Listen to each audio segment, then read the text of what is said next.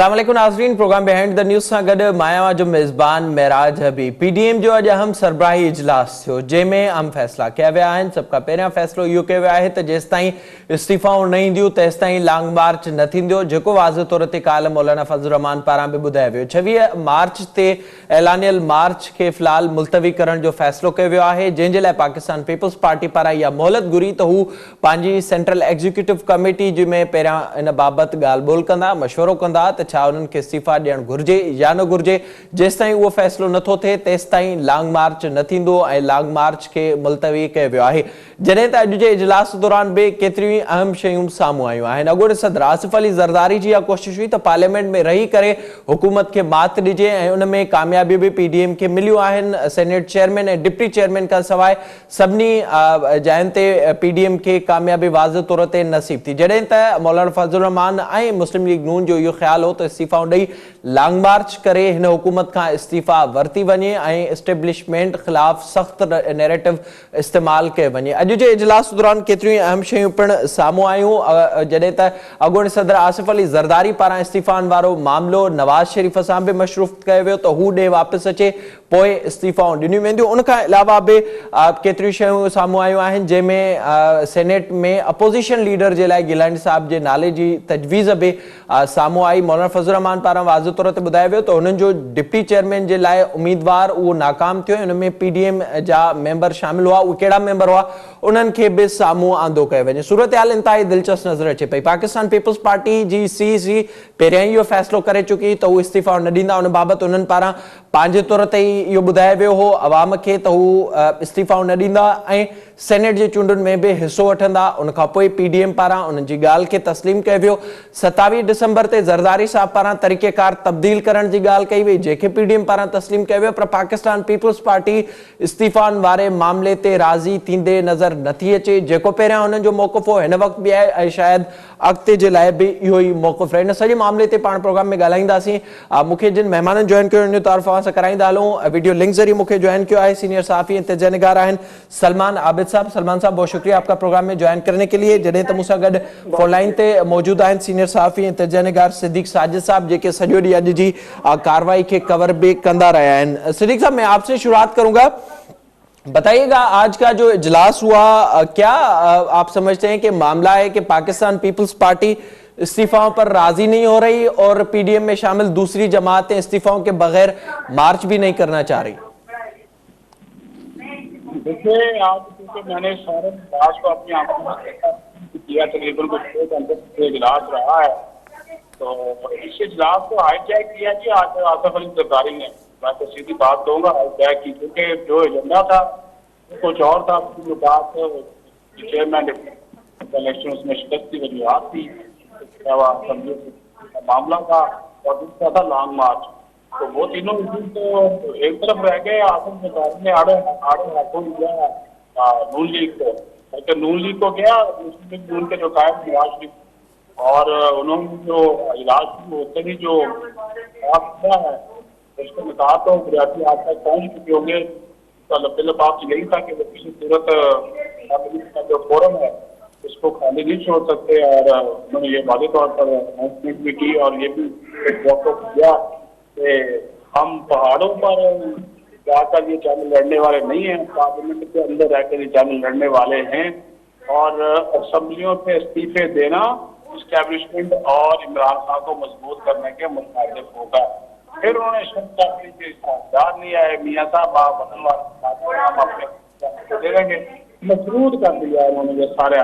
तो उसके बाद फिर तो अब ये पैदा हुई कि जितने भी सारे के सारे कायदीन थे वो सब मुंह देखने लगे। मस्जिद नवाज की भी अपनी जो हालत है और ये सारी मामला बोल रहे थे, जाने एक शख्स वो बात कर रहा हो और वो भी सफल सदर, किसी को तो जरूरत नहीं थी उनको को टोकता, बात उनकी सारी सुनी गई उसमें। और उनका जो मुखातब थे वो नवाज शरीफ थे, और उन्होंने याद है कहा सीना साहब आपने तो अपने दौर में सरकारी मुलाजमिन की इतनी नहीं पढ़ाई जितनी मैंने पढ़ाई। मैं तो 18वीं तरमीम और NF की वार्ड की सजा में रहा हूँ।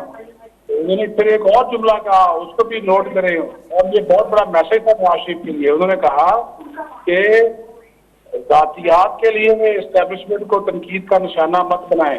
अगर आपने उनको तनकीद का निशाना बनाना तो उनको जमहूरियत के खिलाफ अगर वो कुछ करते हैं तो फिर इदारों की मजबूती के लिए आप उनके ऊपर बात करें, अपनी जात के लिए एस्टेब्लिशमेंट को ना रोकें।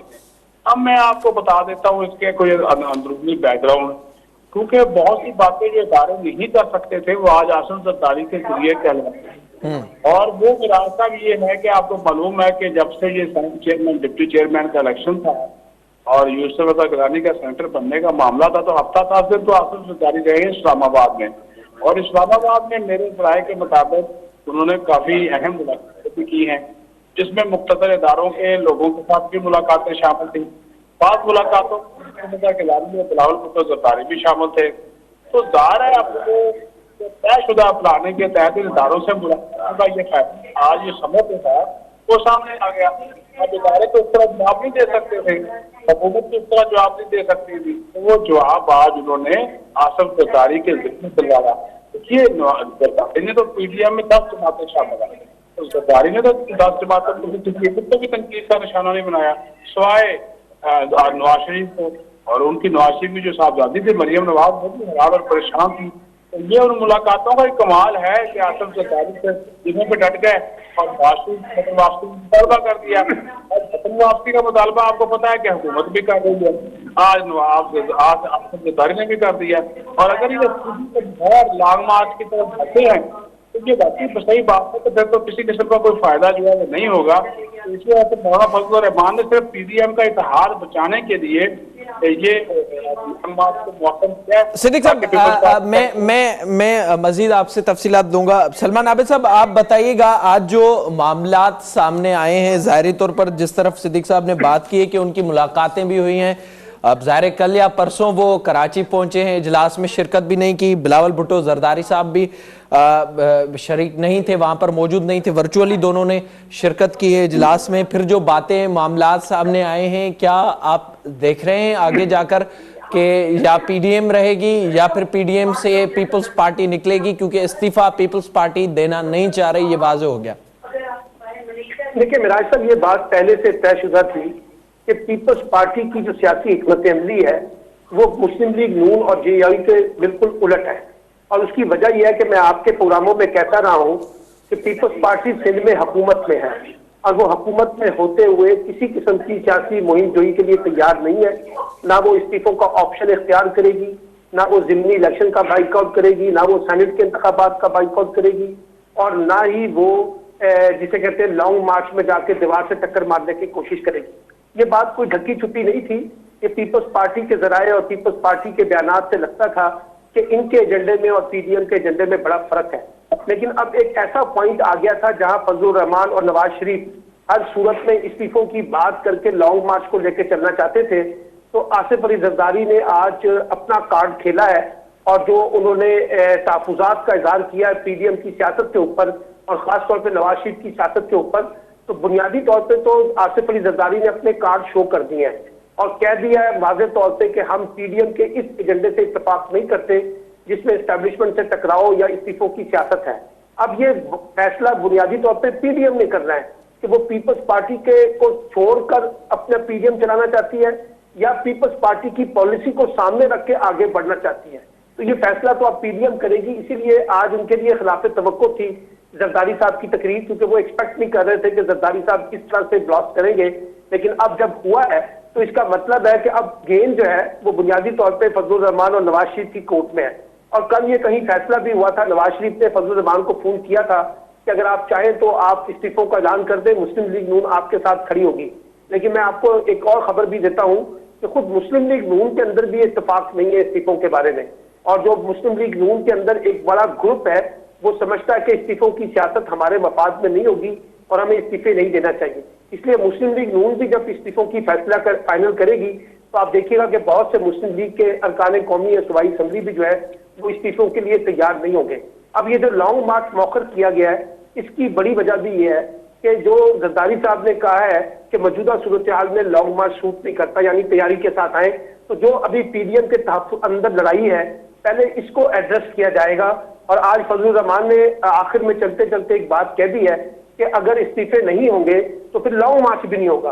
यानी अब या तो पीडीएम को ये तय करना है कि पीपल्स पार्टी से हटकर सियासत करे और इन जेयूआई और पीएमएलएन और बाकी जमातें मिलकर चले, या पीपल्स पार्टी को साथ लेके चलना है तो फिर इस्तीफों के ऑप्शन से अपने आप को विड्रॉ करना होगा। अगर तो सलमान साहब मैं आपकी जो आप बात करें, ज़ाहिर मौलाना ने भी कहा है और इस वक्त पीडीएम उस तरफ जा भी सकती है, मौलाना और नून लीग का ये मूड नजर आ रहा है। अगर ऐसी सूरत हाल पैदा होती है, ज़ाहिर नून लीग पंजाब में एक बहुत बड़ी जमात है, वहां पर मौजूद है और दोबारा से इलेक्शन होते हैं और फिर इलेक्शन में भी ज़ाहिर मुस्लिम लीग नून हिस्सा नहीं लेगी क्योंकि वो पहले ही इस्तीफा दे चुके हैं, फिर तो पंजाब में भी पीपल्स पार्टी हमें मजबूत होते हुए नजर आ रही है, वहां पर भी पीटीआई और पीपल्स पार्टी का ही मुकाबला होगा। ये कोई अच्छा फैसला तो नहीं होगा नून लीग के लिए भी कि इस्तीफे लिए जाएं पीपल्स पार्टी के बगैर, वरना ऐसा होता तो वो पहले ही कर चुके होते। देखिए, पहली बात तो मुझे नहीं लगता कि पीएमएलएन जो है वो इस्तीफे देगी, मैं आपको ये बता दूं। और अगर इस्तीफे देगी तो इसका तो बराह रास्त फायदा पीटीआई को होगा ना, क्योंकि पीटीआई सेकंड लार्जेस्ट पार्टी है वहां पीटीआई पीएमएलएन के मुकाबले में। और जब अगर बाई इलेक्शन के अंदर पीएमएलएन ने इलेक्शन नहीं लड़ना तो फिर उसका फायदा जो है वो पहले नंबर पे तो पीटीआई को होगा और दूसरे नंबर पे जाके पीपल्स पार्टी को होगा। तो मैं ये समझता हूँ कि इस वक्त तो वो इस फैसले के हक में नहीं होंगे और ना वो ये फैसला करेंगे, क्योंकि अगर पीएमएलएन जो है वो इस्तीफों का फैसला कर लेती है तो उससे उसकी अपनी जमात के अंदर जो है ना इंतशार पैदा हो जाएगा और अपनी जमात के अंदर एक टकराव पैदा हो जाएगा। तो मुझे उसका चांसेस जो है वो बहुत कम नजर आते हैं। सिद्दीक साहब, आप थोड़ा सा बताइएगा, आज के इजलास में ज़ाहिर है जरदारी साहब जिस तरह से बरसे हैं, फिर जो खबरें हमारे सामने आई हैं, अपोजिशन लीडर के मामले पर भी कोई बातचीत हुई है, उस पर भी जरदारी साहब ने कहा है कि वो भी गिलानी साहब को बनना चाहिए, और इस पर क्या कुछ तय पाया है कि इस पर क्या फैसला होगा? कुछ तय नहीं पाया जी, कोई फैसला नहीं हुआ आज। ये सारा इजलास ही मैंने बताया ना जरदारी ने, और जो वो चाहते थे उन्होंने हासिल कर लिया। और जैसा कि ये मैंने पहले भी बताया था, तयशुदा बकायदा पॉलिसी के तहत किया ये मामला है। वो अपोजिशन लीडर वाला, अपोजिशन लीडर का इन्होंने कमेटी का इजलास हुआ था, उसमें तय हुआ था कि नून लीग से होगा। अभी आज पीपल्स पार्टी ने कह दिया हमारा बनता है, हमारी 21 सीटें, नून लीग की 17 है। वैसे तो उनका ही बनता है, लेकिन चूंकि ये पीडीएम सामने जमात होगी। अब दूसरी तरफ सिचुएशन ये है कि जेयूआई फे ने कहा जी कि हमें दी जाए अपोजिशन लीडरशिप। हमारा जो गफूर हैदरी थे वो तो हार गए 10 वोटों से और उनको शिकस्त हुई, तो उसका हिसाब दिया जाए दूसरा अपोजिशन लीडर को बनाया। ये सारी जो चीजें हैं, ये जो पीपल्स पार्टी के हवाले से या उनका जो आज एक नुक्ता नजर था तो उसी में सारी चली गई है। जो जरदारी साहब आज गर्जे बरसे अच्छा खासा, और मैंने आपको जैसा पहले बताया उनका फोकस नून लीग की क्यादत थी। अभी मुझे मैं बता दूं आपको कि ये ज्यादा देर रह सकेगा पीडीएम का, क्योंकि जो पीपल्स पार्टी की सेंट्रल डायरेक्टर की बेटी अगर पहले फैसला कि हमने इस्तीफे नहीं देने, तो अब दूसरी बात वो कैसे फैसला करेंगे कि हमने इस्तीफे देने। ठीक है सलमान साहब, आप थोड़ा सा बताइएगा कि जो ये जिद है मौलाना साहब की या मुस्लिम लीग नून की कि इस्तीफा लेकर फिर ही मार्च किया जाए, अगर ताज़ा सूरत हाल को देखा जाए तो हमने देखा जिस तरह से ज़िमनी इंतखाबात हुए उसमें पीडीएम कामयाब हुई, फिर सेनेट के इलेक्शन में हमने अच्छे खासे रिजल्ट्स देखे पीडीएम की तरफ से। ज़ाहिर चेयरमैन और डिप्टी चेयरमैन का इलेक्शन पीडीएम हार गई। उस वक्त ये भी बात चल रही थी कि पंजाब से या फिर वफाक से कोई नो कॉन्फिडेंस मूव सामने आ जाए, उस पर काम करे पीडीएम। तो ये जरदारी साहब की जो स्ट्रेटेजी थी वो तो अच्छे तरीके से काम कर रही थी, फिर इस पर इख्तलाफात क्यों सामने आ रहे हैं, खास करके मौलाना साहब के और नून लीग के? देखिए, बुनियादी बात यह है कि पीएमएलएन और जेयूआई ये समझती है कि आसिफ अली जरदारी साहब जो है पसे पर्दा इस्टेब्लिशमेंट से अपने मामला तय कर रहे हैं और पीडीएम की जो पॉलिटिक्स है उसको लिंगर ऑन कर रहे हैं। इसी वजह से जब जरदारी साहब ने पंजाब में तब्दीली की बात की तो मरियम नवाज ने वाज़ेह तौर पर इनकार कर दिया था। और मैं जैसे अभी साजिद साहब ने भी कहा, और बिल्कुल ठीक है, मैं इनकी तारीफ करता हूँ, एस्टेब्लिशमेंट के साथ जरदारी इस वक्त मुसलसल राब्ते में है और अपने लिए पॉलिटिकल स्पेस क्रिएट करने की कोशिश कर रहे हैं। और ये जो कहा उन्होंने कि एस्टेब्लिशमेंट से टकराव की सियासत, ये भी बुनियादी तौर पे पैगाम है एस्टेब्लिशमेंट की तरफ से जरदारी वाया नवाज शरीफ साहब को। तो इसलिए जो पीपल्स पार्टी ने फैसला किया वो एक पॉलिटिकल फैसला किया है, क्योंकि उनको माजी का तल्ख तजर्बा है 85 के इंतखाबात के बाइकआउट का, और वो ये समझती है कि हमें बाइकआउट की पॉलिसी इस्तीफों की सियासत जो है वो नहीं इख्तियार करनी चाहिए। और उसकी एक बड़ी वजह मैंने आपको कहा है कि सिंध में पीपल्स पार्टी की हुकूमत है, इसलिए वो नहीं चाहेगी कि हम इस तरह की मुहिम जोई करें जो नवाज शरीफ और फजलुर रहमान को सूट करती है। हर पॉलिटिकल पार्टी हर अलायंस में जब होती है तो अपने पॉलिटिकल इंटरेस्ट देखती है, और नवाज शरीफ साहब इस वक्त अताब में है, इसलिए वो रेजिस्ट करना चाहते हैं। फजलुर रहमान के पास पॉलिटिकल स्पेस कम है, वो रेजिस्ट करना चाहते हैं। लेकिन पीपल्स पार्टी के पास तो इस वक्त पॉलिटिकल पोजीशन काफी स्ट्रांग है। सिंध में वो हुकूमत में है, उनके पास कौमी असेंबली में सीटें हैं, सेनेट में वो सेकंड लार्जेस्ट पार्टी है। तो मैं तो समझता हूं कि पीपल्स पार्टी वो गलती नहीं करेगी जो गलती पीएडीएम के लोग उनसे करवाना चाहते हैं। और जरदारी साहब जो है वो कमाल के आदमी है, होशियार आदमी है, इस्टेब्लिशमेंट से खेलने का फन जानते हैं, इसलिए वो तो किसी भी सूरत में जो है ना अपने मामलात को खराब नहीं करें। अच्छा सिद्दीक साहब, आप थोड़ा सा ये आगाह कीजिएगा, जिस तरह आपने भी कहा कि पीडीएम का जो फ्यूचर है वो नजर आ रहा है कि शायद टूट जाए, तो क्या पाकिस्तान पीपल्स पार्टी के अलावा कोई फैसला हो सकता है इस्लामाबाद की तरफ जाने का, या फिर लॉन्ग मार्च का पीडीएम में जो शामिल दूसरी जमातें? ज़ाहिर सीसी ने पहले फैसला दे दिया, अभी वही फैसला लेगी, या फिर कोई बीच का रास्ता लिया जाएगा, या फिर हम देखेंगे कि पीडीएम में जो शामिल जमातें हैं वो किसी न किसी तरीके से अपने नैरेटिव को थोड़ा सा ठंडा करेंगी? सीधी बात है जी, आसफ जरदारी ने पीडीएम को इस्तेमाल किया, यूसुफ रजा गिलानी को सेनेटर बनाया, चेयरमैन सेनेट बनाते बनाते वो रह गए। ठीक है, अपनी कुछ सीटें रिजर्व करनी थी वो कर ली, उन्होंने अपने सियासी मकासद हासिल करने थे, ना कुछ जेयूएफ को मिला ना नून लीग को मिला, वो सारी की सारी बातें हवा हो गई। ये छोड़े, अब क्या चाहते थे, मुझे तो इंतहाई दुख और तकलीफ हुआ क्योंकि मैंने सारा दिन इसको कवर किया है। ये हम ऐसी बातें करते रहते हैं कि जनाब ये सियासी जमातें मुल्क का कोई नहीं सोचती, कोई अपोजिशन लीडर मांग रहा है, कोई डिप्टी चेयरमैन नहीं मांग रहा है, कोई कुछ मांग रहा है, तो मुल्क के अवाम का कोई नहीं सोचता। मतलब नून लीग और मौलाना साहब भी इसमें संजीदा नहीं है कि एस्टेब्लिशमेंट के साथ नहीं चला जाए, या फिर वो तरीकेकार जो पीटीआई लेकर आई है? पहले मेरी पूरी बात मुकम्मल होने दें। आप देखें कौन सी जमात जो एस्टेब्लिशमेंट के साथ रास्ते में नहीं है। आपके प्रोग्रामों में मैं कहता रहा हूँ, नून लीग के अपने तरीकेकार है, उनके रुआवत है, फजलुर रहमान साहब के अपने। अगर सच्ची बात सुनना चाहते हैं तो सुन लें। ये जो आज जरदारी साहब ने फैसला किया, मौलाना फजलुर रहमान को फैसले का पता था, मौलाना फजलुर रहमान को इस बारे में आगाह कर दिया गया था, वरना आज 9 जमातों ने यहाँ पे मौक़िफ़ इख्तियार दिया था। उन्होंने कहा था ठीक है, और नून लीग भी इस बात के ऊपर मान गई थी। उन्होंने कहा था पीपल्स पार्टी को आप साइड पे कर दे और लॉन्ग मार्च हम करते हैं, हम इस्तीफे भी देते हैं। मौलाना नहीं माने, उन्होंने कहा नहीं, पीपल्स पार्टी के बगैर मैं लॉन्ग मार्च नहीं करता। इसका क्या मतलब है? 9 जमातें एक तरफ इकट्ठी हो गई थी, महमूद खान पे कोई ने तजवीज़ दी थी, एनपी ने इसकी सपोर्ट की थी, और फिर उन्होंने कहा कि मौलाना ने आगे से ये बात कर दी, उन्होंने कहा कि अगर पीपल्स पार्टी के बगैर जाएंगे तो पीपल्स पार्टी का अपना सेनेट में भी अपना अपोजिशन लीडर बना लेगी, इनके मामला ठीक हो जाएंगे। और सारी बातें तयशुदा थी, जो स्क्रिप्ट लिखा गया था उसके मुताबिक सारा कुछ हुआ। ठीक है सलमान साहब, आप थोड़ा सा आखिर में ये बताइएगा, क्या अब हुकूमत को अपने रवैये में तब्दीली नहीं लानी चाहिए? क्योंकि ज़ाहिर है अब पीडीएम तो फिलहाल लग रहा है कि ठंडी हो जाएगी आने वाले दिनों में। हुकूमत को कोई तब्दीली अब लानी चाहिए अपने रवैये में, अपोजिशन के साथ बैठकर जो मुल्की मामलात हैं उसकी तरफ जाए, या फिर ऐसे ही हम देखते रहेंगे कि ये करप्ट है, ये चोर है, फिर परफॉर्मेंस कुछ भी नहीं? देखिए, असूली तौर पे तो हुकूमत को जो है ना अपोजिशन जमातों को इंगेज करना चाहिए। कल भी प्राइम मिनिस्टर ने कहा है और आज भी प्राइम मिनिस्टर ने कहा है कि एक पार्लिमानी कमेटी बनाई जा रही है जो इलेक्टोरल रिफॉर्म्स के हवाले से काम करेगी। तो बहुत अच्छी बात है कि अगर इलेक्टोरल रिफॉर्म्स पे अपोजिशन जमातें और हुकूमत मिलकर आगे बढ़े तो 2023 के इलेक्शन के तनाजुर में कुछ रिफॉर्म्स हो सकती हैं। अब ये बुनियादी फैसला तो अपोजिशन जमातों ने करना है, लेकिन मेरी राय ये है कि हुकूमत के पास एक अच्छा ऑप्शन ये है कि वो पीडीएम में पीपल्स पार्टी के जो फासले हैं उसको देखते हुए पीपल्स पार्टी को इंगेज करे और पीपल्स पार्टी को साथ निगोशिएट करके आगे बढ़ने की कोशिश करें, क्योंकि ये मुसलसल जो है तमाम जमातों को नजरअंदाज करके आगे बढ़ने की पॉलिसी ये दुरुस्त नहीं है। हुकूमत को किसी न किसी शक्ल में अपोजिशन जमातें या कम अज कम पीपल्स पार्टी को इंगेज करना पड़ेगा निगोशिएशन प्रोसेस के अंदर, तभी ये बात आगे चल सकेगी। बहुत शुक्रिया आपका सलमान आबिद साहब प्रोग्राम में वक्त देने के लिए। सिद्दीक साहब आपका भी बहुत शुक्रिया प्रोग्राम में वक्त देने के लिए। ज़ाहिर तौर पर पीडीएम पर 26 मार्च ते ऐलान इस्लामाबाद तरफ मार्च के फिलहाल मुलतवी कयो वियो आहे ऐं पाकिस्तान पीपल्स पार्टी इस्तीफ़ाउनि बाबति वधीक वक़्तु घुरियो आहे। Central executive committee Pakistan Peoples Party जो फैसला कंदी, उन खां पोइ ऐलान कयो वेंदो। ज़ाहिर आहे उन खां पोइ रमज़ान अचिणो आहे, हाणे अगरि लॉन्ग मार्च थींदो बि या रमज़ान खां पोइ थी सघे थो, या इहो फ़ैसिलो पीपल्स पार्टी जे फ़ैसिले सां मशरूत कयो वियो आहे। पाण प्रोग्राम ते वधीक ॻाल्हाईंदे, वक़्त जो ब्रेक जो असां सां गॾु रहिजो।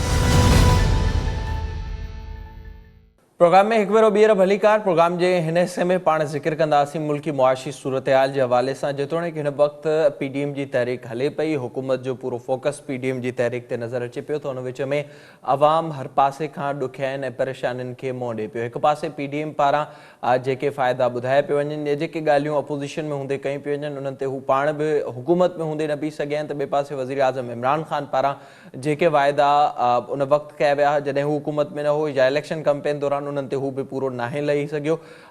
रोज़ जे बुनियाद ते महांगाई में वाध थिए थी, कंहिंजो बि कंट्रोल क़ीमतुनि ते नथो नज़र अचे ऐं ईअं लॻे पियो त शायदि पाकिस्तान IMF जी कॉलोनी थियण वञे पियो ऐं अहिड़े क़िस्म जा फ़ैसिला असांखे रोज़ जे बुनियाद ते थींदे नज़र अचनि पिया। ताज़ो ई फ़ैसिलो साम्हूं आयो आहे जंहिंमें बिजली जी क़ीमतुनि में हिकु भेरो ॿीहर वाध करण जो फ़ैसिलो कयो वियो आहे। पेट्रोल जे हवाले सां असां ॾिठोसीं काल्ह ई फ़ैसिलो थियो हुयो। पेट्रोल जी त क़ीमत नाहे वधाई वई, पर ॿियूं जेके शयूं आहिनि उन्हनि जी क़ीमतुनि में वाध थी आहे ऐं मुसलसिल असांखे अहिड़ियूं ख़बरूं नज़र अचनि पियो। हुकूमत जो किथे बि को बि कंट्रोल नज़र न पियो अचे, किथां बि का सुठी ख़बर मईशत जे हवाले सां न पई अचे। तोड़े जो इन सॼे अरसे दौरान, कोविड जे अरसे दौरान ख़ासि करे पाकिस्तान खे कुझु शयुनि में फ़ाइदा बि थिया ऐं के ख़बरूं सुठियूं बि आयूं, पर आम माण्हू ताईं उनजो फ़ाइदो नथो पहुचे। सॼे मामले ते पाण प्रोग्राम में ॻाल्हाईंदासीं। असांखे हिन वक़्तु वीडियो लिंक ज़रिए जॉइन कयो आहे मुआशी माहिर आहिनि इंजीनियर MA जब्बार मेमण साहब। सर अस्सलाम वालेकुम। वालेकुम सलाम। सर सभ खां पहिरियां इहो ॿुधाइजो जेका हिन वक़्तु असांखे मुआशी सूरत हाल नज़र अचे पई, नओं फार्मूलो साम्हूं आयो आहे। हर 15 ॾींहं पेट्रोल जी क़ीमतुनि में वाध जे लाइ वज़ीर आज़म ॾांहुं समरी वञे पई। असां ॾिसूं पिया तक़रीबन महीने में हिकु या ॿ दफ़ा बिजली जे क़ीमतुनि में वाध जे हवाले सां फ़ैसिला थियनि पिया ऐं IMF पंहिंजूं शर्तूं भरपूर नमूने सां मञराए पियो। उन बाबति कानून साज़ी जूं बि ख़बरूं साम्हूं अचनि पियूं। अब ॿुधाए पियो त छा वाक़ई हाणे जेके बि मुआशी तौर ते फ़ैसिला थियनि पिया उन में पाकिस्तान जो को कंट्रोल न आहे ऐं IMF जे सभिनी हिदायतुनि ते असांखे अमल करणो पवे थो, छो त असां एतिरो लोन वठी चुका आहियूं? ॾिसो, सभ खां पहिरियों त तव्हां जेका पेट्रोल जी ॻाल्हि कई, त पेट्रोल जेका आहे उहा त इंटरनेशनल मार्केट्स में जीअं जीअं तब्दीलियूं पियूं थियूं अचनि, यानी चइजे त हिकिड़ी असां सां हिकिड़ी कुदरती नाइंसाफ़ी इहा पई थी थिए त ग्लोबल मार्केट में ऑयल प्राइस वधे वेठी। ग्लोबल प्राइस मार्केट में जॾहिं ऑयल प्राइस हेठि हुई, तॾहिं बि असां पंहिंजे हिकिड़ी इकोनॉमिक मैनेजमेंट जे ज़रिए को ख़ातिर खां फ़ाइदो हासिल न करे सघियासीं। छाकाणि त पेट्रोलियम प्रोडक्ट्स जे जॾहिं हेठि हूंदियूं आहिनि त ओॾी महिल हिकिड़ी कॉस्ट ऑफ डूइंग बिज़नेस खां अलावा ओवरऑल उनजो इफेक्ट ईंदो आहे मुख़्तलिफ़ क़िस्म जे कॉस्ट जे हवाले सां। पावर सेक्टर जी बिजली जेका आहे सा सस्ती थींदी आहे, ट्रांसमिशन ऐं डिस्ट्रीब्यूशन लाइन्स जे वधंदड़ रुझाननि खे जेको आहे सो कंट्रोल करण में मदद मिलंदी आहे ऐं उन खां अलावा जेको आहे सो ॿियूं जेके बि वापराइण जूं शयूं आहिनि, जेके चइबो आहे त इकोनॉमिक प्रोड्यूस इंडेक्स, जेके कंज़्यूमर आइटम्स चयो वेंदो आहे, उन जे बि क़ीमतुनि में काफ़ी जेका आहे सा हेठि ईंदियूं आहिनि। माना क़ीमतुनि जो हेठि रहणु जेको आहे सो ज़ाहिरन आहे हिकिड़े कंहिं बि डेवलपिंग कंट्रीज़ में हिकिड़ी सुठी ॻाल्हि आहे, जंहिंखे न फ़क़ति इन्फ्लेशन बल्कि हिकिड़ी प्रोडक्शन वधण जा असबाब थी करे सप्लाई एंड डिमांड इकोनॉमिक्स बि ठीकु रहंदी आहे। हिते पाकिस्तान जो सभ खां वॾो जेको प्रॉब्लम ॾिसां वेठो मां, उहो इहो आहे त थाईलैंड ऐं कुझु ॿिया मुल्क आहिनि जेके इन हिकिड़ी अॻकथी थियल सूरत हाल में जंहिंमें पेट्रोलियम जी क़ीमतुनि में वाधारो थी सघे थो, उहो हिकिड़ी बजट में ई हिकिड़ी अलोकेशन रखी छॾींदा आहिनि ऐं तमामु घटि ज़रूरत पवंदी आहे उन साॻे साल में त पेट्रोलियम जे प्राइज़िस खे हू जेके आहिनि से वधाइनि ऐं घटाइण जी सूरत हाल त रहंदी आहे, पर वधाइण जी सूरत हाल जे साम्हूं हिकिड़ो ऑलरेडी सब्सिडी जे तौर ते बजट अलोकेशन हूंदी आहे। पाकिस्तान में ईअं न वेठो थिए। पाकिस्तान में छा थो थिए त पाकिस्तान में 50% खां वधीक लेवी पेट्रोलियम ते।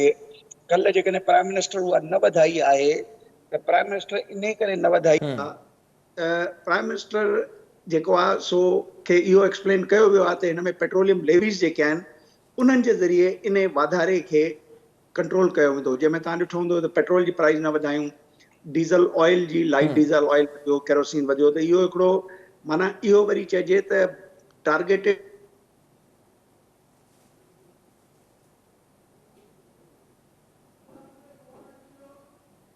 जेका आहे सा IMF जे अॻियां जेके टारगेट्स रखिया विया आहिनि उन टारगेट कलेक्शन में कटौती ईंदी। त हाणे थोरी देरि लाइ चऊं त इहो हिकिड़ो इकोनॉमिक मैनेजमेंट जो मसइलो आहे जेको डेवलपिंग कंट्रीज़ ख़ासि करे पाकिस्तान में मां 4 सालनि खां ॾिसां वेठो त इनखे कंहिं तरीक़े सां बजटरी हिकिड़ो हिसो न ठाहियो वियो आहे। हाणे वापसि अचूं वरी तव्हां जेका आहे सा अॻिते बिजलीअ जे अघनि जी वाध कई त ॾिसो बिजलीअ जे बारे में अॼु खां 5 सालनि खां इहा ॻाल्हि मुसलमा हुई त बिजलीअ जे ट्रांसमिशन ऐं डिस्ट्रीब्यूशन लॉसिस में कंहिं ज़माने में 23-24% जूं ॻाल्हियूं हुयूं ऐं इहो बि फ़ाइदो थियो हो त एफिशिएंसी मैनेजमेंट रिकवरी जे ज़रिए जेको आहे सो इन खे हर साल 1 खां 1.5% घटायो वेंदो।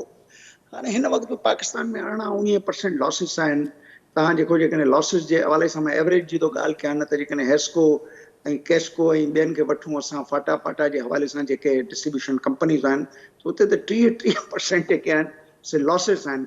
हाणे इन्हनि लॉसिस जे साम्हूं छा प्रॉब्लम छा आहे हुकूमत जो प्रॉब्लम आहे हिकिड़ो त इहे लॉसिस खणनि पंहिंजे प्रोफेशनल टीम खे न वेठा ठीकु करे सघनि या त हुकूमत जो सिधो सो जवाबदारी आहे पर साम्हूं वरी सॼी जवाबदारी जेका आहे सा कंज्यूमर जे मथां था विझनि त छाकाणि त जेका प्रोडक्शन कॉस्ट आहे उनजे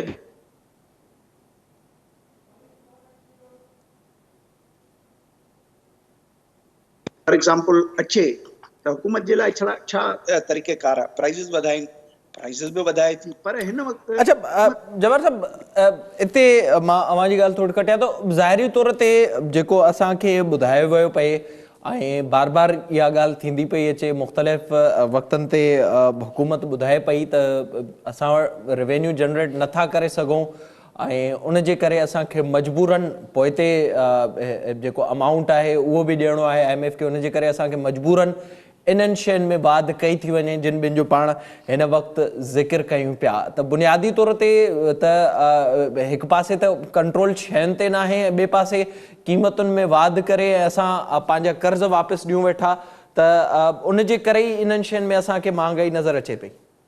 ॾिसो ॿ ॻाल्हियूं आहिनि हिकिड़ो त तव्हां जेकॾहिं सेल्फ रिलायंट हुजो ख़ुदि पाण ते इन्हिसारी कयो 8,000 अरब रुपया कलेक्ट करे सघो तव्हांखे न IMF जी ज़रूरत आहे न कंहिं डोनर्स जी ज़रूरत आहे। तव्हांजो सभ खां वॾो प्रॉब्लम जंहिंखे चइजे त असांजो सभ खां वॾो प्रॉब्लम हिन मुल्क में इहो आहे त असां वटि डेफिसिट फाइनेंसिंग जेका आहे उन जूं लिमिट्स जेके आहिनि से क्रॉस थियूं थियनि यानी जिते तव्हां 5,000 मुश्किल सां टैक्स कलेक्ट करे सघो ऐं तव्हांजो ख़र्चा जेके आहिनि से हुजनि 8,000 अरब रुपया। मूंखे ॿुधायो त 2 हेड्स डिफेंस खां पोइ पेमेंट ऑफ इंट्रस्ट ऐं डेट्स खां पोइ पैसा ई कोन था बचनि प्रोविंसिस खे पैसा ॾियण खां पोइ त माइनस में रहे थी फेडरल गवर्नमेंट जी कलेक्शन।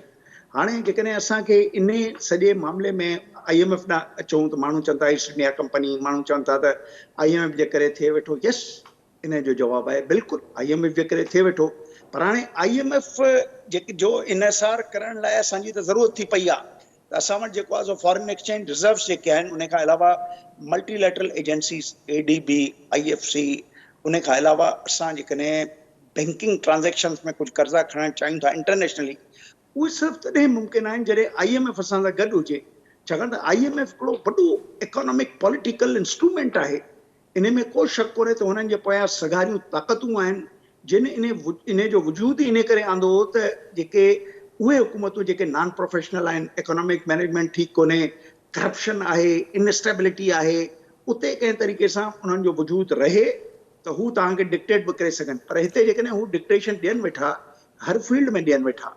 अच्छा जबर साहब त इन में इहो ॿुधाइजो जे हिन असां वफ़ाक़ी हुकूमत खे ॾिठूं ज़ाहिरा जेका अवां ॻाल्हि कयो पिया मजबूरी थी पई ऐं ख़र्च बि पूरा करणा आहिनि त उन पासे बि वञिणो आहे पोइ उन्हनि जा जेके शर्त आहिनि उन्हनि खे बि मञिणो आहे पर इहो ॾिठो वञे त पाण वटि असां केतिरो जेका बार बार ॻाल्हि थी ख़ान साहब पारां त ईज़ ऑफ डूइंग बिज़नेस जे लाइ हीअ हुकूमत कमु करे वेठी ऐं हितां जे माण्हुनि जे लाइ मौक़िया पैदा करे वेठी त उन्हनि में बि त असांखे 3 सालनि में का बहितरी नज़र न पई अचे न जंहिंजे करे असां इन्हनि शयुनि ते हिन वक़्तु बि इनसार कयूं पिया।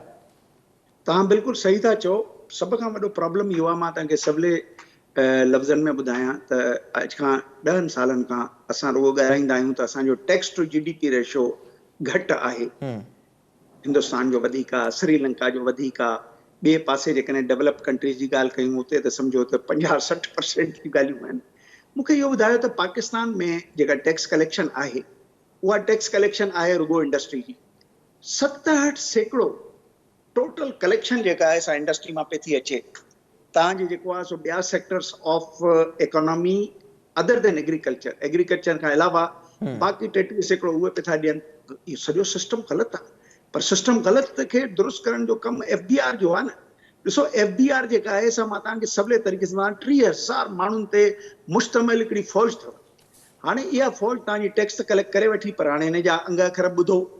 FDR जेका आहे सा पोएं साल 1530 अरब रुपया कलेक्ट कया हुआ डायरेक्ट टैक्सेस जे मद में।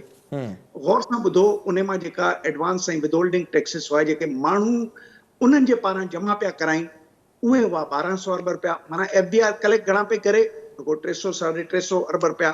त टोटल टैक्स कलेक्शन जो 30,000 जी जेका फ़ौज अथव हिते, उहा सिर्फ़ु 4% ऑफ टोटल डायरेक्ट जो टैक्सेस जो कलेक्शन पे थी करे। हाणे ॿिए पासे वापसि अचूं, कराची पोर्ट ते सामान आयो, अञा माण्हूअ सामान मां का शइ न ठाही, न मैन्युफैक्चर कई, न पैसा कमाई, न अञा विकिरो कई, उनखे ऑलरेडी 50-60% उते ई डायरेक्ट टैक्सेस इनडायरेक्ट टैक्सेस विझनि था। हाणे थोरी देरि लाइ चऊं वापराइण वारियूं शयूं आयूं, अञा कंहिं ख़रीद ई कोन कयो आहे त उते उनखां 50-60% पैसा वठनि था। त FDR त को कमु करे ई कोन वेठी न। FDR जो कहिड़ो कमु आहे? हाणे वापसि अचूं त छा थियणु खपे? मां थोरी देरि लाइ तव्हांखे हिकिड़ी ॿी वाट थो ॾसियां। पहिरीं ॻाल्हि त हीउ जेको डिसप्रपोर्शनेट टैक्स आहे, त कंहिंजो इकोनॉमीअ में केतिरो हिसो आहे उनखां ओतिरो टैक्स वठिजे। जीअं इंडस्ट्री जेका आहे सा उन जी तव्हां 18% जेकॾहिं GDP में हिसो आहे त उनखां तव्हां 67% वेठा टैक्स वठो। हाणे वापसि अचूं त ॿियो भला छा थियणु खपे? मां तमामु सवले तरीक़े सां चवण जी कोशिशि कंदुसि त एग्रीकल्चर बि जी इकोनॉमी इंडस्ट्रियल इकोनॉमी खां घटि कोन्हे। अंग्रेज़ी में चइबो आहे जिते इनकम हुजे उते टैक्स ॾियणो आहे। जेकॾहिं एग्रीकल्चर खे असां शामिल कयूं, तव्हांखे मां इहो थो ॿुधायां, पाकिस्तान जी तव्हां ख़बर आहे GDP टू टैक्स रेशो घणो थियणु खपे? 23.5%। बिल्कुलु इनकम टैक्स त बिल्कुलु ॿाहिरि आहे। हाणे इनकम टैक्स जेका आहे सा कॉन्स्टिट्यूशन जे अलावा टैक्स स्टैट्यूट्स में इन खे चवनि था प्रोविंसिस जेके आहिनि से उन टैक्स खे कंहिं तरीक़े सां उगाइण जी कोशिशि कनि।